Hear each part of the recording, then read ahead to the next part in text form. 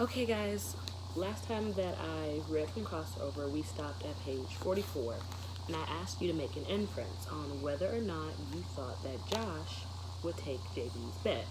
Remember, we make an inference by using information from the text plus what we already know. Now, some of you commented on YouTube and on Class Dojo that you thought he would not take the bet because he loved his lock so much.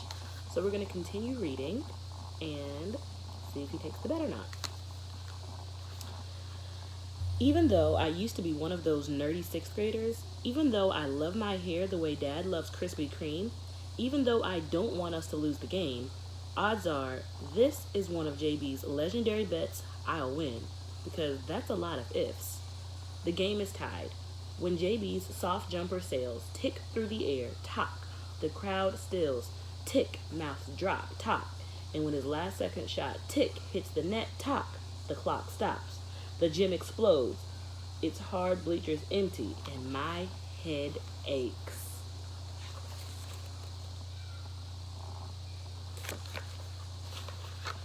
In the locker room, after the game, JB cackles like a crow.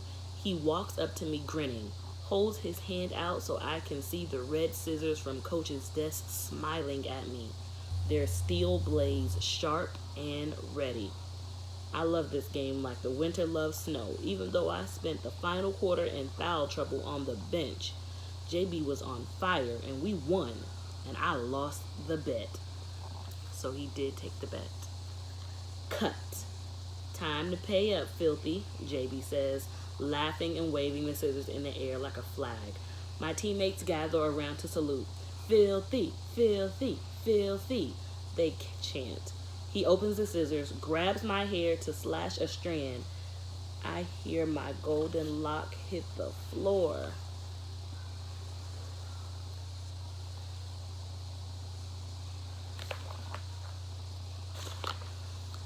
But I do hear the sound of calamity when Vondi hollers, "Oh, snap!"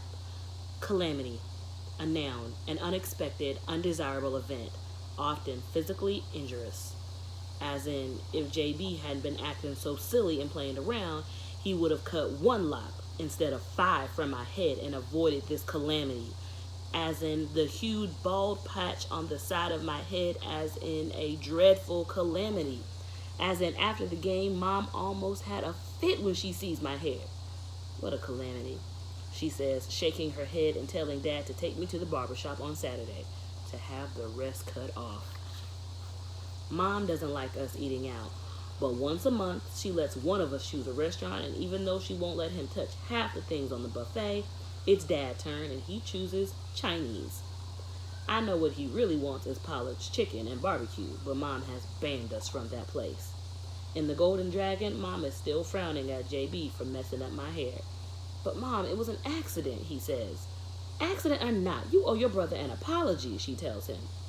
I'm sorry for cutting your filthy hair, filthy, JB laughs. Not so funny now, is it? I say, my knuckles digging into his scalp, till Dad saves him from the noogie with one of his lame jokes. Why can't you play sports in the jungle, he asks.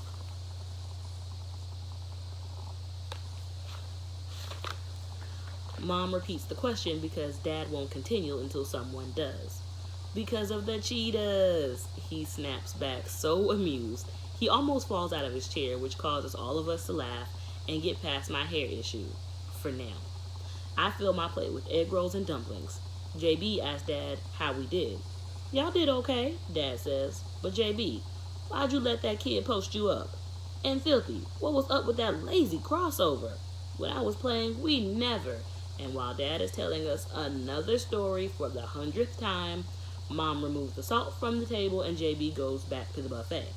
He brings back 3 packages of duck sauce and a cup of wonton soup and hands them all to me. Dad pauses and Mom looks at JB. That was random, she says. What, isn't that what you wanted, Filthy? JB asks. And even though I never open my mouth, I say thanks, because it is.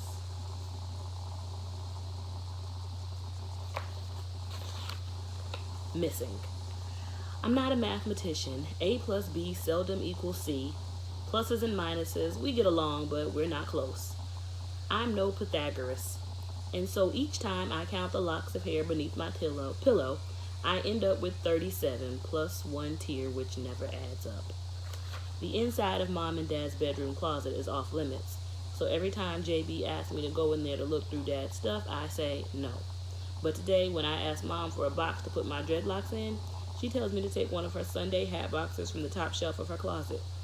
Next to her purple hat box is dad's small silver safety box with the key in the lock and practically begging me to open it.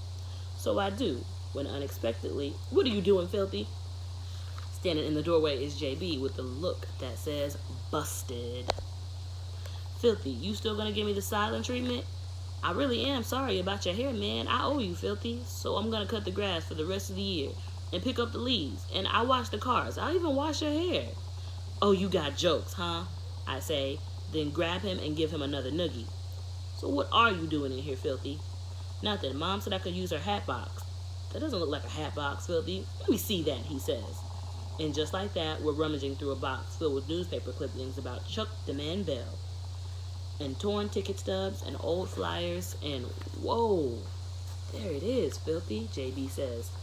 And even though we've seen Dad wear it many times, actually holding his glossy championship ring in our hands is more than magical. "Let's try it on," I whisper. But Dad is a step ahead, already sliding it on, but JB is a step ahead, already sliding it on each of his fingers until he finds one that fits. "What else is in there, JB?" I ask, hoping he'll realize it's my turn to wear Dad's championship ring. "There's a bunch of articles about Dad's triple-doubles, three-point records, and the time he made 53 free throws in a row at the Olympic finals," he says, finally handing me the ring and an Italian article about Dad's Belzamore crossover and his $1 million multi-year contract with the European League. "Private. You already know all this stuff, JB. Anything new or secret type stuff?" I ask, and Jay pulls out the manila envelope that says private.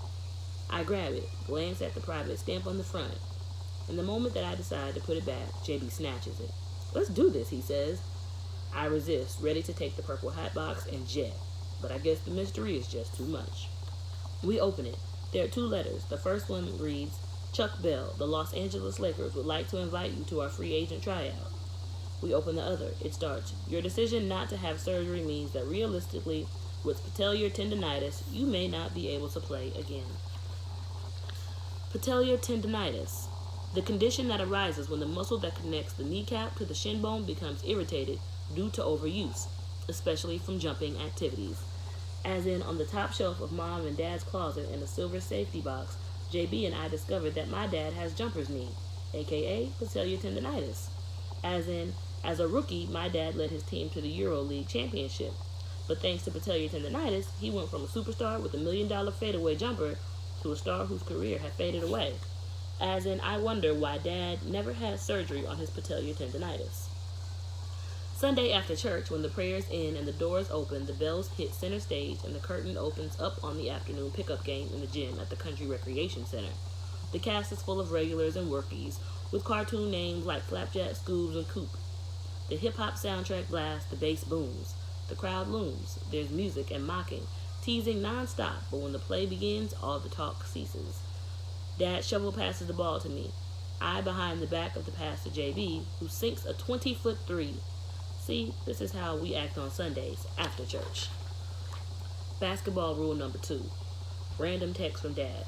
Hustle, dig, grind, push, run fast, change, pivot, chase, pull, aim, shoot, work smart, live smarter, play hard, practice harder. Girls. I walk into the lunchroom with JB. Heads turn. I'm not bald like JB, but my hair is close enough so that people sprinting past us do double takes. Finally, after we sit at our table, the questions come. "Why'd you cut your hair, Filthy?" "How can we tell who's who?" JB answers, "I'm the cool one who makes free throws," and I holler, "I'm the one who can dunk." We both get laughs. I skipped a few pictures, so I'm going to go back and show you this.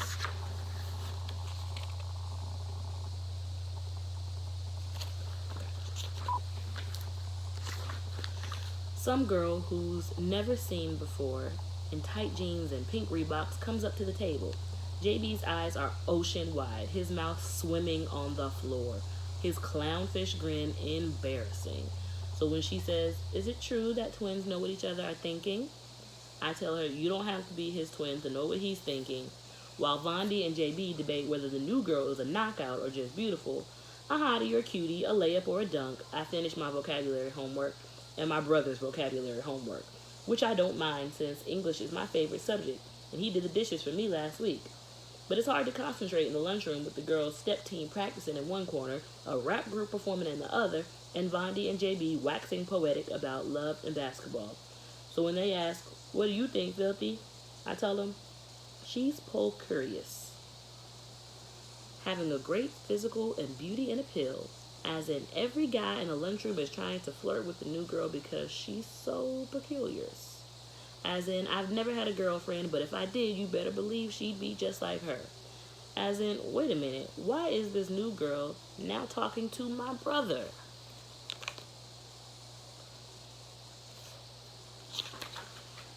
Practice. Coach reads to us from The Art of War. A winning strategy is not about planning, he says. It's about quick responses to changing conditions. Then he has us do footwork drills followed by 40 sprints up and down the court. The winner doesn't have to practice today, Coach says, and Vondi blasts off like Apollo 17, his long legs giving him an edge. But I'm the quickest guy on the team.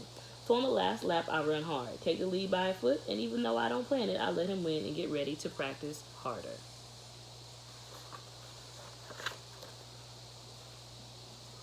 Okay, I'm going to stop at page 63. So we found out that Josh did take JB's bet and ended up losing not only one lock, he lost several locks and ended up having to cut his hair short. Now, JB and Josh are twins, but are they the same? I wanted to take a minute to think about what we've read about each character and try to analyze the character. Think about their thoughts, their feelings, their actions, what other people say about these characters. And tell me the differences that you notice between JB and Josh.